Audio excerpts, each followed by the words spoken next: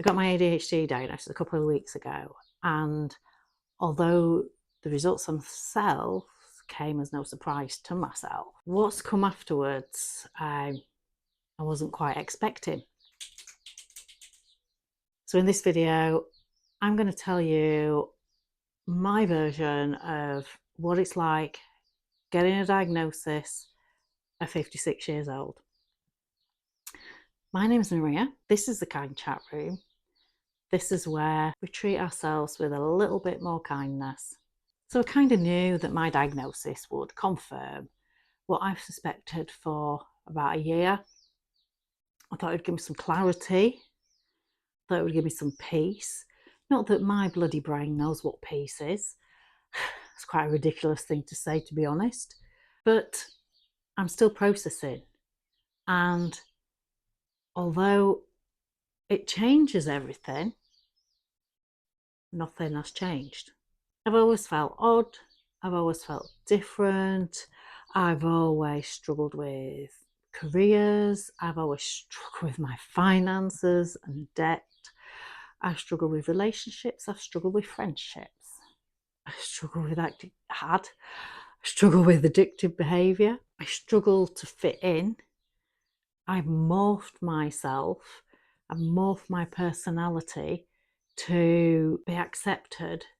So I think you could safely say that I've been masking all my life. In fact, it was only a few years ago when I was doing some self-work on myself, working on my limiting beliefs, working on awareness, that I actually realised I do not know who I really am. And that was quite an eye-opener. I adapt myself to every situation, socially or otherwise. So almost like a bit of a chameleon, if you like. Then throw in the bouts of anxiety, depression, emotional dysregulation, and now throw in menopause. That's a big curveball that I wasn't expecting. And the constant exhaustion. And now I have my answer, but now what? I'm really struggling to put it into words. And I feel quite sad for like the opportunities that I've just thrown away because I couldn't follow through on them. I could have beat somebody. Is that from a film? Sure, it's from a film. Let me know. Let me know in the comments if it's from a film. But I cannot change. I cannot change the past. And that makes me frustrated. It's that, if only I'd have known. And I don't know if I expected everything to change going forward. It never was going to do. I mean, at this moment in time, I'm proper having a crisis financially. I'm struggling with my business. And we're all struggling finances. Everything's so expensive at the moment. And I'm at the point where I feel like throwing my business away and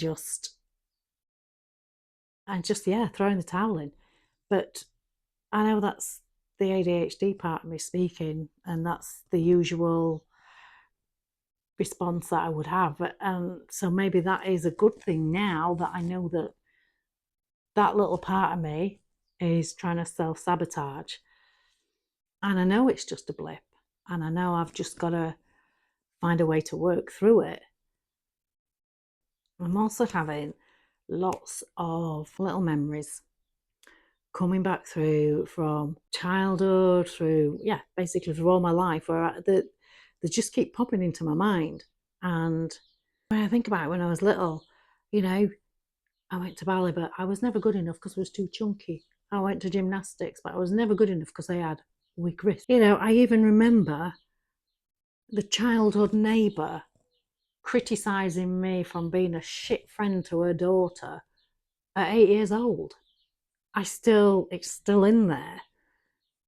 Ex-husbands, when I say husbands, I've only had one. But yeah, ex-husband, when I said to him, do I look fat in this? And he'd go, well, you are fat. And I remember an ex-partner saying, your bum's starting to wobble. What are you going to do about it? And all these little critiques that I've taken on board, when actually they were just dickheads, weren't they? I remember an employer that was taking advantage of me. I was only a sales assistant, but I'd been doing the manager's job for a couple of months. And when I asked for a little bit of pay rise in recognition for the extra work I was doing, I got sacked.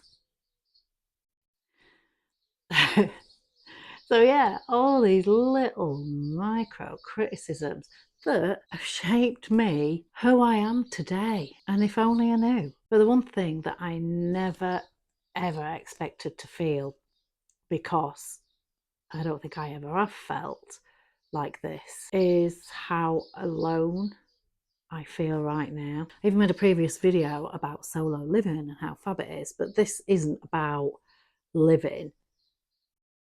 I feel alone because no one can see and understand that eternal struggle that goes up here every fucking day and how difficult it is.